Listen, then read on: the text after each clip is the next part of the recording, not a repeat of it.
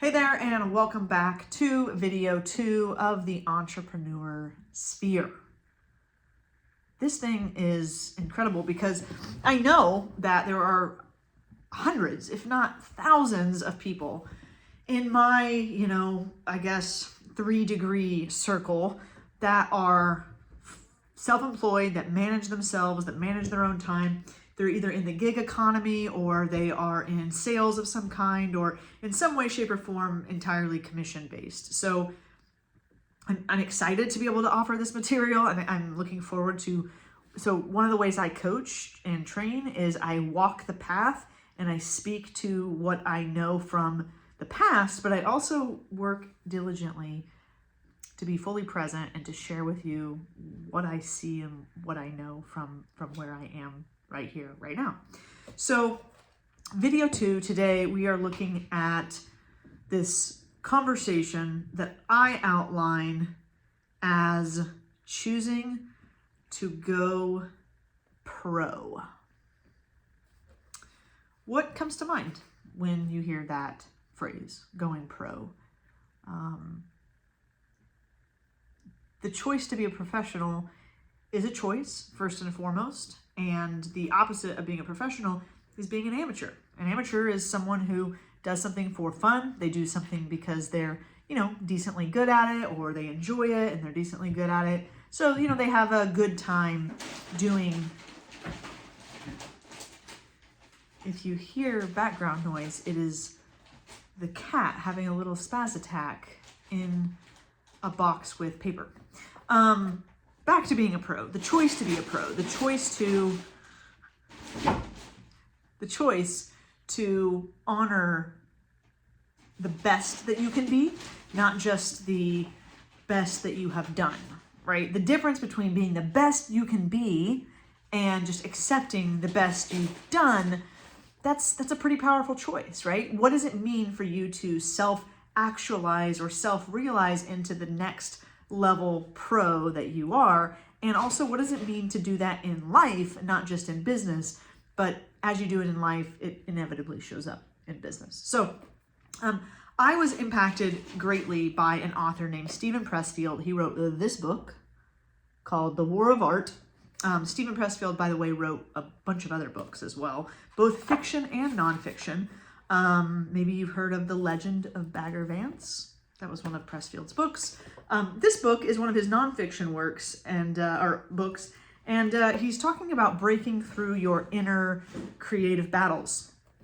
He basically outlines that there is a journey in turning pro, and it requires certain elements of discipline, certain elements of commitment, certain elements of growth that are something you just don't access when you're clocking in and clocking out, right? That if you're going to turn pro, there's a certain sacrifice that comes with that, and certain rewards that come with it as well. So as an entrepreneur, no one is going to be asking you to turn pro except you.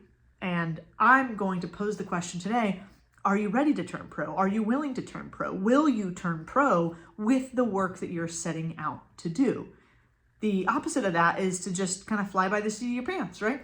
By the way, there's nothing wrong with that. There's plenty of creative endeavors out there that you can enjoy haphazardly, as needed, kind of as they come, as they go, live and let live. All of that is just fine. I don't intend to be a professional golfer. If I ever go golfing, I'm going to be an amateur, and I'm going to probably, unless something changes within me, be okay being an amateur at golf. What I'm not going to be okay being an amateur at is my creative life's work. So Pressfield, he made an impact on me in a pretty significant way. In this one book, he actually has 3 books, and the 3 books, lead you to understand what the evil really is that we're up against when it comes to our creative battles, and that evil is the word resistance.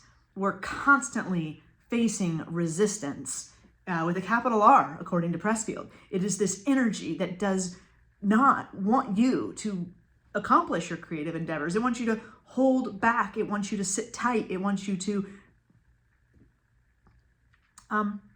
wait another day. It wants you to procrastinate. It wants you to prioritize something else other than your creative work. So In one of the books, inside this book called Turning Pro, I want to just give you today a little sneak peek into what that really means so that you as an entrepreneur can begin to make the choice to turn pro every day.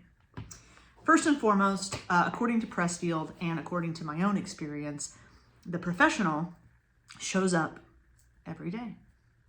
Every day, the pro shows up, same time, same place. They are ready to climb the creative hill. They are ready to do the work necessary to produce, to create, to have things change. And they're not willing to wait or delay another day. The pro shows up every day, same time, same place. I could use so many sports references. I won't. Pressfield is an author, and he's speaking from a very artistic, creative space. But in many sports as well, the professionals show up same time, same place, right? Whether it's Kobe Bryant or James Harden or Kevin Durant. These are individuals who have a routine, they have a schedule, they have accountability. They show up same time, same place every day, ready to put their reps in, ready to put their practice in. For Pressfield, he sits down same time, same place, same every day, ready to get to work. And his work is being an author. His work is putting out words on the page to be able to share out into the public. What is your work, right? If you're going to turn pro, you want to make sure you're defining what your work actually is. But the pro, number one, first and foremost, shows up same time, same place, every day, according to Pressfield, ready to climb the hill and is going to climb the hill, even if they don't feel ready for it. Here we go.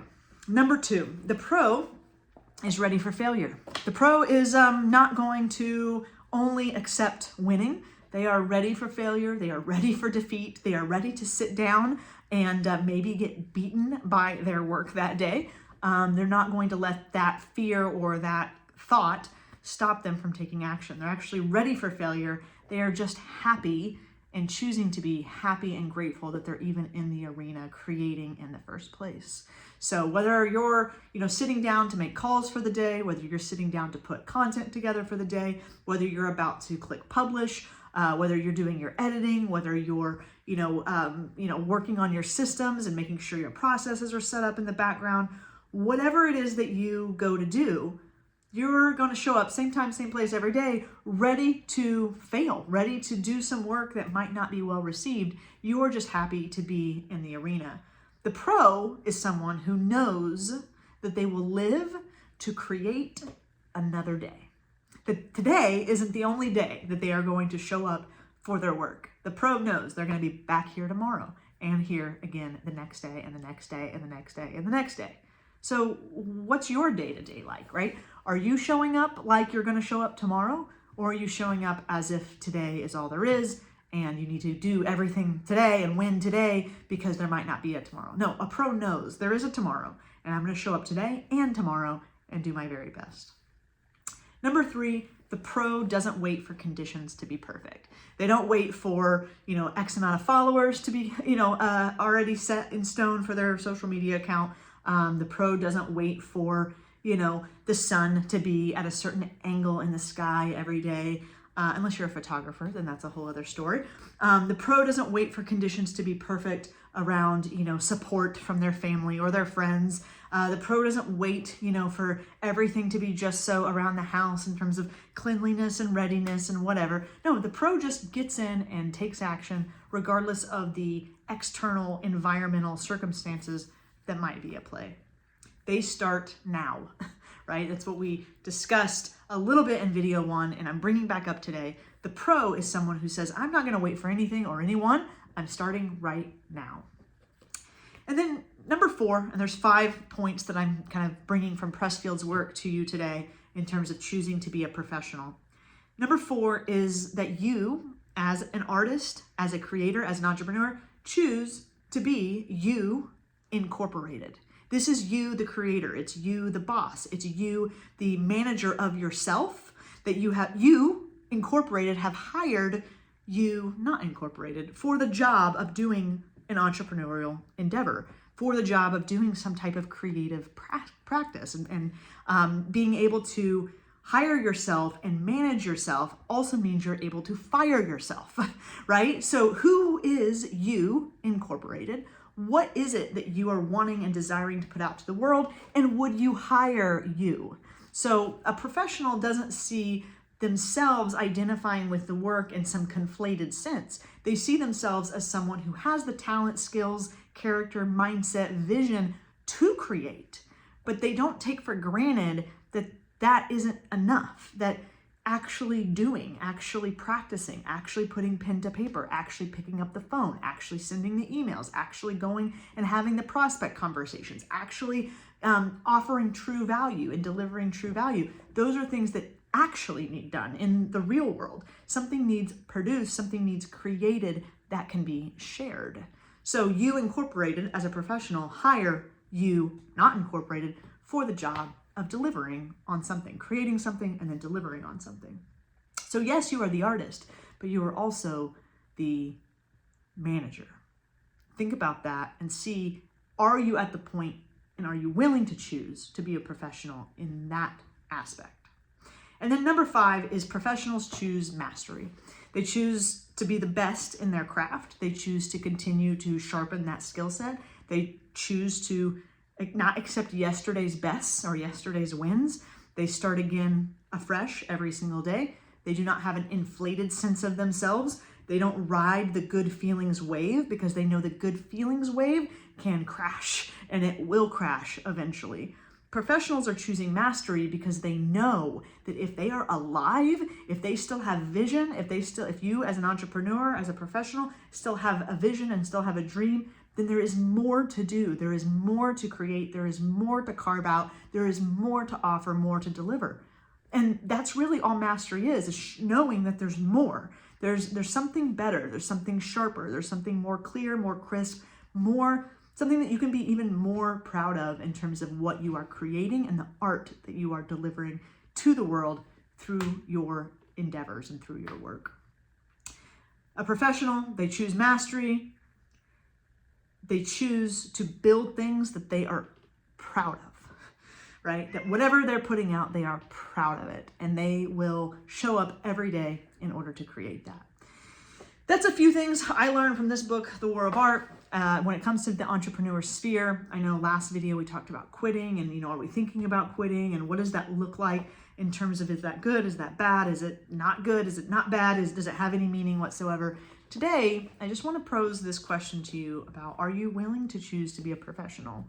Next video, we'll talk a little bit about what it is that you're doing, right? The actual craft, so to speak, because many of you as entrepreneurs have various crafts. Some of you are artists in the musical sense. Some of you are artists in the author sense, in the writing sense. Some of you are business owners that are putting out unique value propositions to the world right now and to the public. And so it's time to gain a little ground, right? In understanding that being a professional is first and foremost choosing to be a professional of you as a human.